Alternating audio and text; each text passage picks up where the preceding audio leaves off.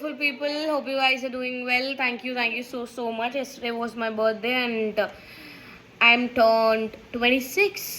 അയ്യോ അപ്പം കുറേ വിഷ് ഉണ്ടായിരുന്നു. Thank you so much. അപ്പോൾ ഇന്നലെ എനിക്ക് വീഡിയോസ് കാര്യങ്ങൾ അപ്ലോഡ് ചെയ്യാൻ പറ്റിയിട്ടില്ലായിരുന്നു. ബിക്കോസ് ബർത്ത്ഡേ ആയിട്ട് വെറുതെ ആൾക്കാരെ കുറ്റം പറയണ്ടെന്ന് വിചാരിച്ചു. അല്ലാണ്ട് വേറെ ഒന്നുമല്ല. ഷോ നിങ്ങൾ കുറച്ച് ആൾക്കാരെങ്കിലും കണ്ടിട്ടുണ്ടാവും. നമ്മുടെ അഫ്സലാക്ക, അതായത് അപ്പം ഇനി അങ്ങനെ തന്നെ പറയാം, അതായത് ജാസ്മിൻ കല്യാണം ഉറപ്പിച്ചിട്ടുണ്ടായിരുന്ന വ്യക്തി ഒരു പോസ്റ്റ് ഇട്ടിട്ടുണ്ടായിരുന്നു ഇൻസ്റ്റാഗ്രാമിൽ. എന്താ വെച്ചിട്ടുണ്ടെന്നുണ്ടെങ്കിൽ കണ്ടിന്യൂസ്ലി വരുന്ന ഈ ഒരു ഇഷ്യൂ, അതായത് നമ്മുടെ ജാസ്മിൻ്റെ വാപ്പ അതിനകത്ത് പോയി കഴിഞ്ഞതിന് ശേഷം അവിടുന്ന് ഒരു കുഴപ്പമില്ല, പിന്നെ അഫ്സലാക്കയാണ് നമ്മുടെ അവിടെ കൊണ്ടുവിട്ടത് എന്നൊക്കെ പറഞ്ഞു. ഇറങ്ങിക്കഴിഞ്ഞാൽ ആളിപ്പം ജാസ്മിൻ ഇപ്പം അതിനകത്ത് ഭയങ്കര ആക്റ്റീവാണ്. And it's good. പിന്നെ എന്താ വെച്ചിട്ടുണ്ടെന്നുണ്ടെങ്കിൽ ഭയങ്കര ആക്റ്റീവാണ്, ആൾക്കാരെ ഇമിറ്റേറ്റ് ചെയ്യുന്നു, എല്ലാവരുടെ അടുത്തും സംസാരിക്കുന്നു, അല്ലെങ്കിൽ എല്ലാവരുടെ അടുത്തും മിങ്കിളാവുന്നു, ഹാപ്പിയാണ്. ഇപ്പോൾ റസ്മിൻ പോയ സമയത്തും എന്താ വെച്ചിട്ടുണ്ടെങ്കിൽ she was happy. Literally she was happy. She's happy, was അല്ല, ഈസ് ഹാപ്പി. അപ്പം അതെന്തുകൊണ്ടാണ് വെച്ചിട്ടുണ്ടെന്നുണ്ടെങ്കിൽ ആള് ഇപ്പം പുറത്തിറങ്ങിക്കഴിഞ്ഞാൽ ഒരു 25-30 days കഴിഞ്ഞ് പുറത്തിറങ്ങിക്കഴിഞ്ഞാൽ കല്യാണം, 1 year കഴിഞ്ഞ് കൊച്ചു എന്നൊക്കെയുള്ള ആ ഒരു എഗെയിൻ ആ ഒരു ഡ്രീമിലേക്ക് നമ്മൾ ബിഗ് ബോസ് ഹൗസിനകത്ത് കയറുമ്പം എന്തായിരുന്നോ ജാസ്മിൻ്റെ മൈൻഡിൽ, അതാണിപ്പം വീണ്ടെടുത്ത് കഴിഞ്ഞിട്ടുള്ളത്. അതാണിപ്പം വീണ്ടും എന്താ പറയുക ആളുടെ മൈൻഡിലുള്ളത്, ഇറങ്ങിക്കഴിഞ്ഞു കല്യാണം. കാരണം ഇത് അങ്ങനെ ഒരു മൈൻഡ് സെറ്റ് വരാനുള്ള കാരണം ജാസ്മിൻ്റെ പാരൻസ് തന്നെയാണ്. അവരതിനകത്ത് പോയിട്ട് കൊടുത്തിട്ടുള്ള, ആ കുട്ടിക്ക് കൊടുത്തിട്ടുള്ള ഫേക്ക് ആയിട്ടുള്ള ഒരു ഹോപ്പാണ് ഇതിനൊക്കെ കാരണം. ഓക്കെ, അത് അവരെയും കുറ്റം പറയാൻ പറ്റില്ല. കാരണം അവർക്ക് ഇനി എന്ത് തന്നെ പറഞ്ഞാലും കാക്കക്ക് തൻകുഞ്ഞു പൊൻകുഞ്ഞു എന്ന് പറഞ്ഞ പോലെ സ്വന്തം മക്കൾ തന്നെയാണ് എല്ലാ അച്ഛനമ്മമാർക്കും വലുത്. അതിൻ്റെ ഇടയിൽ ബാക്കിയുള്ളവരെ എങ്ങനെ ബാധിക്കുന്നു എന്നൊന്നും അവരപ്പോൾ ചിന്തിച്ചിട്ടുണ്ടാവില്ല, ചിന്തിക്കാൻ അവരെ കൂടെ തോന്നിയിട്ടും ഉണ്ടാവില്ല. ഓക്കെ, അപ്പം അതിന് ഇപ്പം കണ്ടിന്യൂസ്ലി എന്ന് വെച്ചിട്ടുണ്ടെങ്കിൽ ആൾ ഓൾറെഡി മുന്നേ ഞാനിതൊക്കെ സ്റ്റോപ്പ് ചെയ്തതാണെന്ന് പറഞ്ഞിട്ട് ഇൻസ്റ്റാഗ്രാമിൽ ഒരു പോസ്റ്റ് ഇട്ടിട്ടുണ്ടായിരുന്നു. അപ്പോൾ വാപ്പ പോയിട്ട് അതിനകത്ത് അഫ്സൽ പുറത്ത് വെയിറ്റ് ചെയ്യുന്നുണ്ട്, ഡോണ്ട് വറി അബൌട്ട് ഇറ്റ് എന്ന് പറഞ്ഞു കഴിഞ്ഞിട്ടും നിങ്ങൾ എന്തുകൊണ്ട് ആ പോസ്റ്റ് പുൾ ബാക്ക് ചെയ്തില്ല, ആ പോസ്റ്റ് എന്തുകൊണ്ട് അവിടെ തന്നെ വെച്ചിരിക്കുന്നു എന്നൊക്കെ ചോദിച്ചിട്ട് കുറേ ആൾക്കാർ മെസ്സേജസും കാര്യങ്ങളും ഒക്കെ ഫാമിലീസിനും അത് എഫക്റ്റ് ആവുന്നുണ്ട്. ഈ ഏറ്റവും വലിയ പ്രശ്നം ഞാൻ ഈ ജാസ്മിൻ്റെ ഇഷ്യൂവിൽ ഞാൻ പറഞ്ഞ കാര്യമാണ്. ഇതിൽ ബാധിക്കുന്നത് ഫാമിലീനെയാണ്. അപ്പം അതിനകത്ത് പിന്നെ അവൾക്കൊന്നും അറിയില്ല, എന്താ പുറത്ത് അറിയാം, കുറച്ച് കാര്യങ്ങളൊക്കെ അറിയാം, എന്നാലും അതിൻ്റെ ഒരു എഫക്റ്റ് അല്ലെങ്കിൽ ഒരു ആഘാതം എത്രത്തോളം ഉണ്ട് എന്നുള്ളത് ആ കുട്ടിക്ക് ഇപ്പോഴും മനസ്സിലാവുന്നുണ്ടാവില്ല. ഇത് നമ്മൾ ഈ സോഷ്യൽ മീഡിയയിൽ ഇങ്ങനെയുള്ള സംഭവങ്ങളൊക്കെ വരുന്ന സമയത്ത് നമ്മൾ പോലും അറിയാണ്ട് അവരുടെ ഫാമിലിനെ അത് വല്ലാണ്ട് എഫക്റ്റ് ചെയ്യും. നമുക്കത് അറിയില്ല എങ്ങനെയാണ് അവരുടെ ഫാമിലിനെ അത് എഫക്റ്റ് ചെയ്യുന്നുള്ളത്. ഇതിവിടെ സംഭവിച്ചെന്താ വെച്ചിട്ടുണ്ടെന്നുണ്ടെങ്കിൽ ഈ അഫ്സലാക്കാക്ക് കണ്ടിന്യൂസ്ലി ഇപ്പം നമ്മൾ ചിലപ്പം ഇവർക്ക് മെസ്സേജ് ഓഫ് ചെയ്ത് വെക്കാൻ പറ്റുമായിരിക്കും, കമൻറ്റ് ബോക്സ് ഓഫ് ചെയ്ത് വെക്കാൻ പറ്റുമായിരിക്കും. പക്ഷേ ഇവരുടെ പാരൻസിന് എന്ത് ചെയ്യാൻ പറ്റും? ഒന്നും ചെയ്യാൻ പറ്റില്ല. ഈ ഫാമിലി, റിലേറ്റീവ്സ് എന്ന് പറഞ്ഞാൽ എല്ലാ ഫാമിലിയിലും റിലേറ്റീവ്സ് ഒരുപോലെയാണ്. നിങ്ങളുടെ ഫാമിലി ഉള്ള പോലെ തന്നെയാണ് എല്ലാ റിലേറ്റീവ്സും, അതിലൊന്നും ഒരു മാറ്റമില്ല. നമ്മൾക്ക് ഈ മീമിൽ കാണുന്ന പോലെ തന്നെയാണ്. ഒരു ദിവസം 1000 കോൾ വെച്ച് വിളിക്കും, എന്താണെന്ന് പറഞ്ഞിട്ട്. സ്വാഭാവികമായിട്ടും ഒരു കല്യാണം ഉറപ്പിച്ചു കഴിഞ്ഞു കഴിഞ്ഞാൽ ബന്ധുക്കളടുത്ത് നമ്മൾ പറയുമല്ലോ കല്യാണം ഉറപ്പിച്ചു. പിന്നെ ഇത് ഇത്രയും ലക്ഷക്കണക്കിന് ആൾക്കാർ കാണുന്ന ഒരു ഷോ ആണ്. അതിനകത്ത് ഇങ്ങനത്തെയുള്ള കാര്യങ്ങൾ പറയുന്നു, അഫ്സലിനെയാണ് കല്യാണം കഴിക്കുന്നതെന്ന് പറയുന്നു, ഇത്രയും ഇഷ്യൂസ് വരുന്നു. ഈ ഞാൻ മനസ്സിലാക്കിയെടുത്തോളം ഒരു ഇഷ്യൂ വരുന്ന സമയത്ത് അത് ഏറ്റവും കൂടുതൽ ഒരാൾ നമ്മുടെ ഫാമിലിയിൽ ഒരാൾക്ക് കിട്ടിക്കഴിഞ്ഞാൽ ഏറ്റവും കൂടുതൽ അത് ഫാമിലി ഗ്രൂപ്പിലും അവിടെ ഇവിടെയൊക്കെ ഷെയർ ചെയ്യും. കാരണം അത് അത്രയും ആൾക്കാരിലേക്ക് എത്തുമ്പോൾ ഇവിടുന്ന് ഒരു സമാധാനമാണല്ലോ, അത് അങ്ങനെ വേണ്ടിയിട്ട്. അപ്പം ഈ അഫ്സലാക്കാൻ്റെ ഫാമിലി ഈ ഒരു ഇഷ്യൂ കൊണ്ട് വളരെ സഫർ ചെയ്യുന്നത് കൊണ്ട് ആളൊരു പോസ്റ്റ് ഇന്നലെ ഇട്ടു. അതിൻ്റെ സാരാംശം ഇത്രമാത്രം നിങ്ങൾക്ക് ഓൾറെഡി അറിയാം. എനിക്ക് ഈ സൈഡ് കൊണ്ടുവച്ചിട്ട് അത് എക്സ്പ്ലെയിൻ ചെയ്യുന്നതും വായിക്കുന്നതും അത്രയും മടിയുള്ള സംഭവം വേറെ ഇല്ല. അതുകൊണ്ട് ഞാൻ എക്സ്പ്ലെയിൻ ചെയ്തു തരാം. അതിൽ ഇത്രയേ ഉള്ളൂ. ഒന്നാമത്തെ കാര്യം, ഈ ബിഗ് ബോസ് കാണുന്ന ആൾക്കാരോടും എല്ലാവരോടും കൂടിയിട്ടാണ് പറയുന്നത് എന്ന് പറയുന്നു. ഈ ഒരു ഷോ കൊണ്ട് എൻ്റെ ലൈഫ് എൻറ്റയർലി തകർന്നിരിക്കുകയാണ്. ആള് മെന്റലി ഭയങ്കര ഡൗൺ ആണെന്ന് വെച്ചാൽ ഭയങ്കര ഡൗൺ ആണ്. അത് പേഴ്സണലി അഫ്സലാക്കാൻ അറിയുന്നവർക്ക് മനസ്സിലായിട്ടുണ്ടാവും എങ്ങനെയാണെന്നുള്ളത്. നിങ്ങൾ ചിലപ്പം ചിന്തിക്കും കുറച്ച് ഫാൻസ് തെണ്ടികൾ എന്ന് തന്നെ ഞാൻ പറയും. ഫാൻസ് എന്നൊന്നും പറയാൻ പറ്റില്ല, അതിനെ PR വർക്ക് ചെയ്യുന്ന അന്തമില്ലാത്ത, വിവരവും വെള്ളിയാഴ്ചയും അടുത്തേ കൂടെ പോവാത്ത ടീമുകള് വന്നിരുന്ന് പറയുന്നത് കേട്ടിട്ടുണ്ടായിരുന്നു. അതൊരു കല്യാണം ഉറപ്പിക്കലല്ലേ, അതൊരു 7 മാസത്തെ പ്രണയമല്ലേ. നിങ്ങൾക്ക് അങ്ങനെ ആയിരിക്കും, ഓപ്പോസിറ്റ് നിൽക്കുന്ന ആൾക്ക് അങ്ങനെയല്ല. നിങ്ങൾക്ക് കമ്മിറ്റ്മെന്റിനൊന്നും ഒരു വിലയില്ലാന്ന് വെച്ചിട്ട് എല്ലാവരും അങ്ങനെയാണെന്നാണ് നിങ്ങൾ വിചാരിച്ചു വെച്ചിരിക്കുന്നത്. ഈ ഒരു മനുഷ്യന്റെ ഇപ്പോഴത്തെ അവസ്ഥ കണ്ടു കഴിഞ്ഞിട്ടുണ്ടെന്നുണ്ടെങ്കിൽ, അല്ലെങ്കിൽ ആ ഒരവസ്ഥ നേരിട്ട് കാണുന്നവർക്ക് അറിയാം, അല്ലെങ്കിൽ അവരെ ഫാമിലിനെ എത്രത്തോളം എഫക്ട് ചെയ്യുന്നുണ്ടെന്നുള്ളത്. കാരണം ഞാനിപ്പം ഡൗൺ ആയിരുന്നു, ഇപ്പം ഞാൻ ഭയങ്കര ഹാപ്പി ആയിട്ടിരിക്കുന്നു. പെട്ടെന്ന് എനിക്കൊരു 70 ദിവസം ഉറക്കില്ലാണ്ടാവുന്നു, ഞാനൊരു 10-13 കിലോ കുറയുന്നു, ഞാൻ ഒരു വിഷാദത്തിലേക്ക് പോകുന്നു എന്നൊക്കെ പറയുമ്പം അത് ഏറ്റവും കൂടുതൽ എഫക്ട് ചെയ്യുന്നത് എൻ്റെ ഫാമിലിനെയാണ്, എൻ്റെ പാരൻസിനെയാണ്. അത് തന്നെയാണ് അഫ്സലാഖാൻ ലൈഫിൽ സംഭവിച്ചുകൊണ്ടിരിക്കുന്നത്.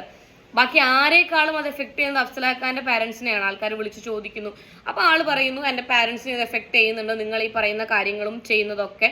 ഞാൻ അങ്ങനെ ഒരു സാധനം പറഞ്ഞിട്ടില്ല എന്ന് ആൾ തറപ്പിച്ച് പറയുന്നുണ്ട് ആ ഒരു പോസ്റ്റിൽ കൂടിയിട്ട്. ജാസ്മിന്റെ പാരൻസിനെ ഞാൻ എവിടെയും ആരെയും കൊണ്ടുവിട്ടിട്ടില്ല. കണ്ടു എന്നുള്ളത് ശരിയാണ്, ഞാനല്ല കൊണ്ടുവിട്ടത്. ഞാൻ ഒരിക്കലും അവരുടെ അടുത്ത് പറഞ്ഞിട്ടുമില്ല ഞാൻ നിങ്ങളുടെ മകളെ കല്യാണം കഴിക്കാൻ ഇപ്പോഴും റെഡി അല്ല എന്നുള്ള സ്റ്റാൻഡിൽ തന്നെയാണ് ഞാൻ ഉറച്ചു നിൽക്കുന്നത്. പക്ഷേ ആ പക്ഷേൻ്റെ അർത്ഥം തിരിച്ചു പിടിക്കും എന്നല്ല, വന്നു കഴിഞ്ഞിട്ട് കുറേ കാര്യങ്ങൾക്കുള്ള ഉത്തരം കിട്ടാനുണ്ട്. ഉത്തരം കിട്ടിയിട്ട് വീണ്ടും ജോയിൻ ആവാൻ അല്ല എന്ന് പറയുന്നു. കാരണം കുറച്ച് ചോദ്യങ്ങൾക്കുള്ള ഉത്തരം, ഈ 7 മാസം ഈ പറയുന്ന വ്യക്തിനെ എന്തുകൊണ്ട് ഒരു കോമാളി വേഷം കെട്ടിച്ചു തുള്ളിച്ചു എന്നുള്ളതാണ്. ഓക്കെ, ഞാൻ കോമാളി വേഷം കെട്ടിച്ചു തുള്ളിച്ചു എന്ന് പറയാനുള്ള കാരണം ഞാൻ ഇനി വ്യക്തമാക്കാം. ഓൾറെഡി വിവി ഹിയർ എന്ന് പറഞ്ഞിട്ടുള്ള ചാനൽ, അത് വിവി അപ്ലോഡ് ചെയ്തിട്ടുണ്ട്. ഈ പറയുന്ന അഫ്സലാക്ക കൊടുത്തതാണ് ആ ടെഡി ബിയർ. അത് ആ സമയത്ത് വാങ്ങിക്കൊടുത്തതല്ല, മുന്നേ വാങ്ങിക്കൊടുത്തതാണ്. ഫെബ്രുവരി ഡേറ്റ് ഒക്കെ അതിനകത്ത് വളരെ കൃത്യമായിട്ട് പറയുന്നുണ്ട്.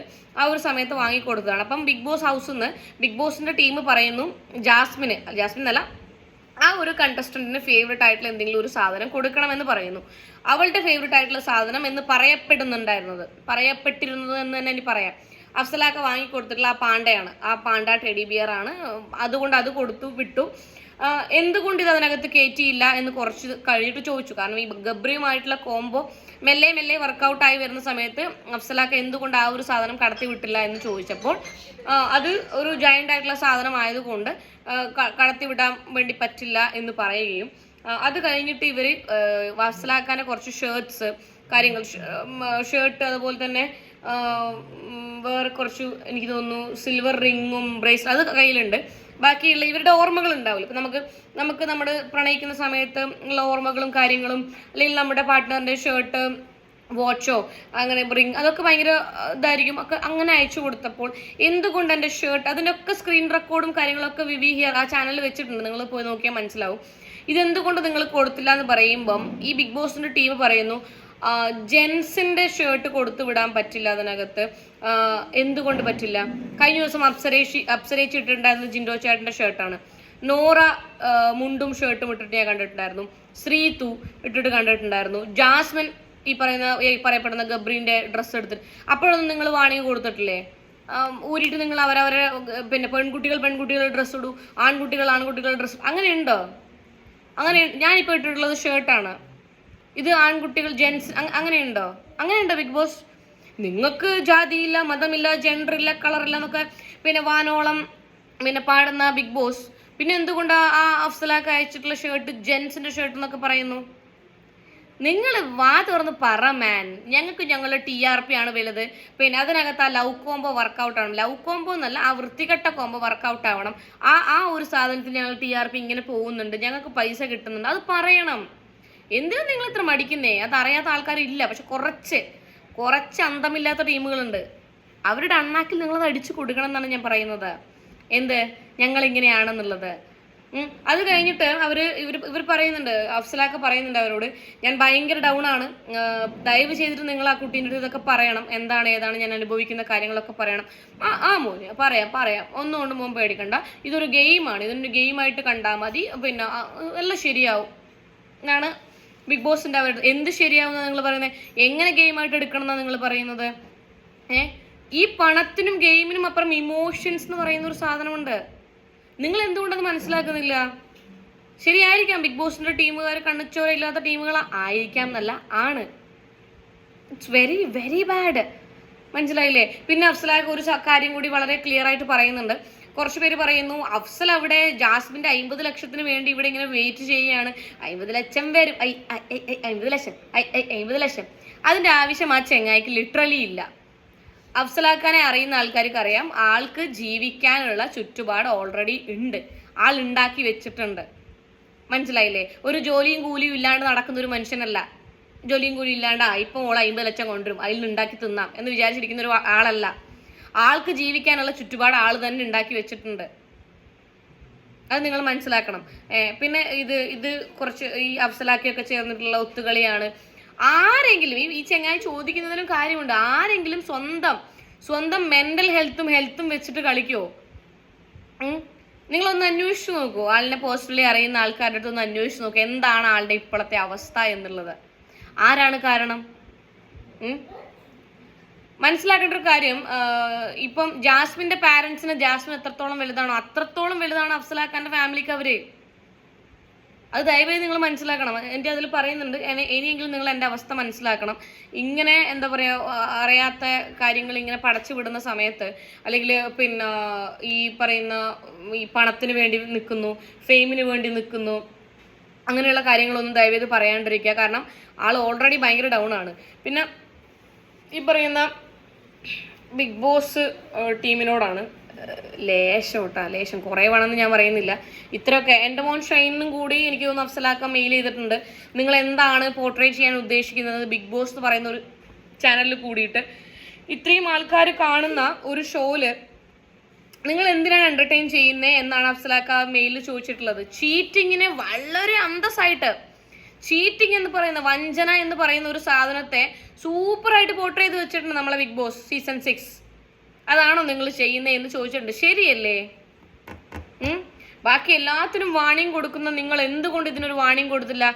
ജാസ്മിൻ പിന്നെ 20 പെറ്റിട്ടതുപോലെ 24/7 കൺഫെഷൻ റൂമിലാണെന്നൊക്കെ പിന്നെ പുറത്തിറങ്ങിയ ആൾക്കാർ പറയുന്നുണ്ട്. എന്തിനാണാവോ ഇവരെ ഇങ്ങനെ കൺഫെഷൻ റൂമിൽ വിളിക്കുന്നത്?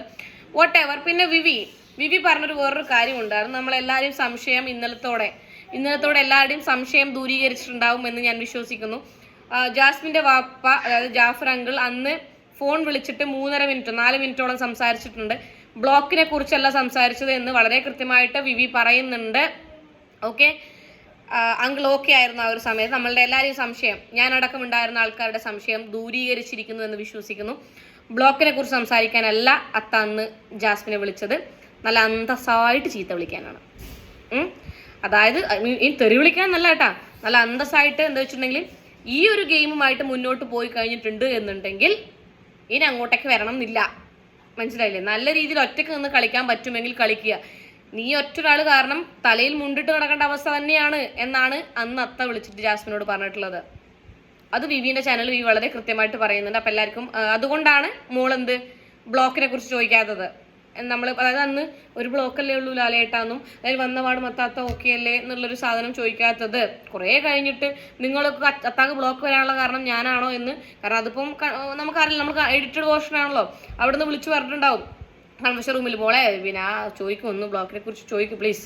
പുറത്തൊക്കെ ഇത്രയും ഇവരെ വീഡിയോസൊക്കെ കാണുന്നുണ്ട് എല്ലാവരുടെയും. പിന്നെ അപ്പം ബിഗ് ബോസ് ടീം പറഞ്ഞിട്ടുണ്ടാവും, ഇതെല്ലാവരും ഇങ്ങനെ പറയുന്നുണ്ട്, ചോദിച്ചാൽ ഒന്ന് വെറുതെ ചോദിച്ചിട്ടേ, നമ്മളെന്തായാലും സ്ക്രിപ്റ്റിൽ ഉണ്ടായിരുന്നതാണല്ലോ ഫസ്റ്റ് എന്ന് പറഞ്ഞ് ചോദിച്ചതാണത് വളരെ കൃത്യമായിട്ട്. അപ്പം അങ്ങനെ ഒരു സംഭവം. ജാഫർ അങ്കിളിന് ബ്ലോക്കിന്റെ പ്രശ്നമേ ഇല്ല എന്നല്ല, അന്ന് അതായിരുന്നില്ല വിഷയം എന്നാണ്. ഓൾറെഡി എനിക്ക് തോന്നുന്നു അവർക്ക് എന്തോ ഇഷ്യൂസ്, ഹാർട്ടിന് എന്തോ ഇഷ്യൂസ് ഉണ്ട്. കുറച്ച് പേര് ഞാൻ കണ്ടിട്ടുണ്ടായിരുന്നു കമന്റ് സെക്ഷനിലൊക്കെ പറഞ്ഞിട്ടാണ് ആ സമയത്ത്. ആ കുട്ടി എന്തോ വ്ളോഗിൽ എന്തോ ഇട്ടിട്ടുണ്ടായിരുന്നു ഹോസ്പിറ്റലിൽ പോകുന്ന കാര്യങ്ങളൊക്കെ. പക്ഷേ ഈ പറയപ്പെടുന്ന സാഹചര്യത്തിലും സന്ദർഭത്തിലും അങ്കിളിന് ആ ഒരു പ്രശ്നമില്ല എന്ന് വളരെ വ്യക്തമായിട്ടുണ്ടായെന്ന് വിശ്വസിക്കുന്നു. എന്നിട്ടും ഗെയിമൊന്നും മാറിയിട്ടൊന്നുമില്ല, അത് വേറെ കാര്യം. അപ്പം ഇപ്രാവശ്യത്തെ എന്തായാലും പാണ്ട വർക്കായിട്ടുണ്ട്. നമ്മളെ പാണ്ട അകത്തേക്കുള്ള കൊണ്ടുപോകൽ വർക്കായിട്ടുണ്ട്. ജാസ്മിൻ വളരെ നന്നായിട്ടാണ് ഗെയിം കളിക്കുന്നുള്ളത്. It's very very good to see her like this. ഹാപ്പിയാണ്. പക്ഷെ പുറത്തിറങ്ങി കഴിഞ്ഞിട്ടുണ്ടെന്നുണ്ടെങ്കിൽ എന്താ പറയുക, ആ കുട്ടി അതെങ്ങനെ ഫേസ് ചെയ്യും. സ്വാഭാവികമായിട്ടും ആ കുട്ടിയുടെ ഒരു സ്വഭാവം വെച്ചിട്ട് ഫേസ് ചെയ്യാണ്ടിരിക്കുകയൊന്നുമില്ല. എന്നാലും എന്താ പറയുക, ഡിഫിക്കൽട്ടായിരിക്കണം മേ ബി. പാരൻസ് എന്തായാലും കൂടെ നിൽക്കും. എന്താ വെച്ചിട്ടുണ്ടെങ്കിൽ ഈ ഒരു ഇതിൽ നിന്ന് തന്നെ നമുക്ക് മനസ്സിലാക്കാം, വേറെ ആരെയും അഫ്സലിന്റെ ഫാമിലിനെ പോലും കൺസിഡർ ചെയ്യാണ്ട്, 1% പോലും കൺസിഡർ ചെയ്യാണ്ട് സ്വന്തം മകൾക്ക് വേണ്ടി ഇങ്ങനെയൊക്കെ ചെയ്തിട്ടുള്ള പാരൻസ് ഇനി എന്ത് തന്നെ, അത് ആ പാരന്റ് എന്നല്ല കേട്ടാ, ഏതൊരു പാരന്റും അങ്ങനെയാണ്. മക്കൾ എന്ത് ചെയ്ത് വന്നു കഴിഞ്ഞിട്ടുണ്ടെന്നുണ്ടെങ്കിലും അവർക്ക് നമ്മുടെ കൂടെ നിൽക്കാനേ പറ്റുള്ളൂ. ഓക്കെ, അപ്പോൾ ഇത്രയും കാര്യങ്ങൾ എനിക്ക് പറയണം എന്നുണ്ടായിരുന്നു. ഇതൊക്കെയാണ്. കാരണം അഫ്സലൊക്കെ വളരെ കൃത്യമായിട്ട് അപ്ഡേറ്റ് തന്നിട്ടുണ്ട് ബിഗ് ബോസ് ടീം എന്താണ് എന്നുള്ളതും ബിഗ് ബോസ് ടീം എന്തൊക്കെയാണ് ചെയ്തിട്ടുള്ളത് എന്നുള്ളതും ഒക്കെ. പക്ഷെ റിങ്ങോ ബ്രേസ്ലെറ്റോ എന്തോ കൂടി ആ കുട്ടിയുടെ കയ്യിലുണ്ട് എന്നാണ് എനിക്ക് തോന്നുന്നത്. അങ്ങനെ എന്തോ ആണ് വിവി പറഞ്ഞിരിക്കുന്നത്. അത് നിങ്ങൾ ആ വീഡിയോ വിവി ഹിയർ എന്ന് പറഞ്ഞിട്ടുള്ള ചാനലിനകത്ത് പോയി നോക്കിയാൽ മതി. സ്ക്രീൻഷോട്ടും കാര്യങ്ങളൊക്കെ അതിനകത്തുണ്ട്. പിന്നെ കുറച്ച് പേര് അഖിൽ ചേട്ടനും അതുപോലെ തന്നെ അപ്സരേച്ചിയുടെ ഹസ്ബൻഡും തമ്മിലുള്ള ഇഷ്യൂസ് കാര്യങ്ങൾ ചോദിച്ചിട്ടുണ്ടായിരുന്നു. അതിൽ ആ ഒരു കുട്ടീനെ മെൻഷൻ ചെയ്തത് വളരെ വളരെ വളരെ മോശമാണ്. കുട്ടികളെ, കുഞ്ഞു കുട്ടികളാണ്, 2ാം ക്ലാസ്സിലോ 3ാം ക്ലാസ്സിലോ വാങ്ങാൻ പഠിക്കുന്ന കുഞ്ഞു കുട്ടികളാണ്. ശോഭ വിശ്വനാഥ് എന്ന് പറഞ്ഞ ചേച്ചി, ശോഭേച്ചി നിങ്ങൾ കാണണം. നിങ്ങൾ കുട്ടികളുടെ രക്ഷയ്ക്കും അങ്ങനെയൊക്കെ വർക്ക് ചെയ്യുന്ന ഒരാളാണ്. അപ്പം ദയവ് ചെയ്തിട്ട് അപ്സരേച്ചിയുടെ ഹസ്ബൻഡിനെതിരെ തീർച്ചയായിട്ടും നിങ്ങൾ കേസ് കൊടുക്കണം. കുഞ്ഞു കുട്ടികളെ കുറിച്ചിട്ടാണ് ഇത്രയും വൃത്തിയായിട്ട കാര്യങ്ങൾ പറഞ്ഞിട്ടുള്ളത്. പിന്നെ നിങ്ങൾ മനസ്സിലാക്കാൻ വേണ്ടിയിട്ടുള്ള ഒരു കാര്യം ഞാൻ പറയാം. എന്തുകൊണ്ട് ഈ പറയുന്ന അഖിൽ ചേട്ടൻ ആ ആൾക്കാരുടെ പേരെടുത്ത് പറയുന്നില്ല? നിങ്ങൾ ഇന്ത്യയിലല്ലേ, ഇന്ത്യ മഹാരാജ്യത്തല്ലേ ജീവിക്കുന്നുള്ളത്? അങ്ങനെ പറയാൻ പറ്റില്ല. അത് എഗെയിൻസ്റ്റ് ദ ലോ ആണ്. മനസ്സിലായില്ലേ? അങ്ങനെ പറയണമെന്നുണ്ടെങ്കിൽ അത് ബുദ്ധിമുട്ടാവും. അതിന് എനിക്ക് തോന്നുന്നു 2-3 ആൾക്കാർ വന്ന് ഓപ്പൺ അപ്പ് ആയിട്ടുണ്ട്. ഞങ്ങളെ ഈ കാസ്റ്റിംഗ് കൗച്ചിന്റെ പിന്നെ കാര്യങ്ങളൊക്കെ പറഞ്ഞ് ഓപ്പൺ അപ്പ് ആയിട്ടുണ്ട്. അതൊക്കെ യൂട്യൂബിൽ സെർച്ച് ചെയ്തതിനു ശേഷം മാത്രം പോയിട്ട് കമന്റും കാര്യങ്ങളും ഇടുക. അപ്സരേച്ചിയുടെ ഹസ്ബൻഡ് നടത്തിയിട്ടുള്ള ആ statement it's very very very wrong. ശോഭേച്ചി ഡു കൺസിഡർ ദിസ്.